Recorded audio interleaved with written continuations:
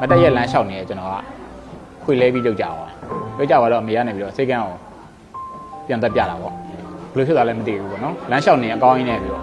စိတ်ကန်းလာပြရေးစိတ်ထိုးပြီးတော့မှလဲသွားတယ်အဲ့ဒါလေးဘယ်လိုဖြစ်နိုင်လဲဆိုတော့ဆရာဝန်ကစိတ်ထိုးမှဝါးကြီးဆိုတဲ့သကလုံးလုပ်တယ်အဲ့နဲ့အမေကစိတ်ထိုးမှဝါးကြီးဆိုတဲ့သကလုံးလုံးနဲ့ပဲအိမ်ပြန်ခဲ့ရတာပေါ့ပြန်ခဲ့ရတော့ကျွန်တော်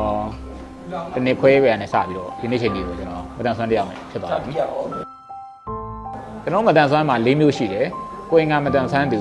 အမြဲအောင်မတန်ဆွမ်းသူညရင်မတန်ဆွမ်းသူနောက်ဟိုရှိတယ်ဆောင်းကနာမကြပါဘောเนาะအဲ့လိုမျိုးပဲကျွန်တော်၄မျိုးလောက်ရှိရတဲ့အချိန်မှာ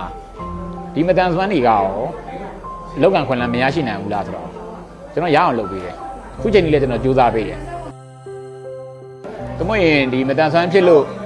သူများပေးတာကန့်တာထိုင်ထားနေမယ်ဆိုရင်ဒါဒီချိန်မှာကျတော့အချောင်ကိုတဲ့ပုံစံဖြစ်ပါတယ်ကျွန်တော်ကိုယ်တိုင်အဲ့လိုမျိုးလက်မခံဘူး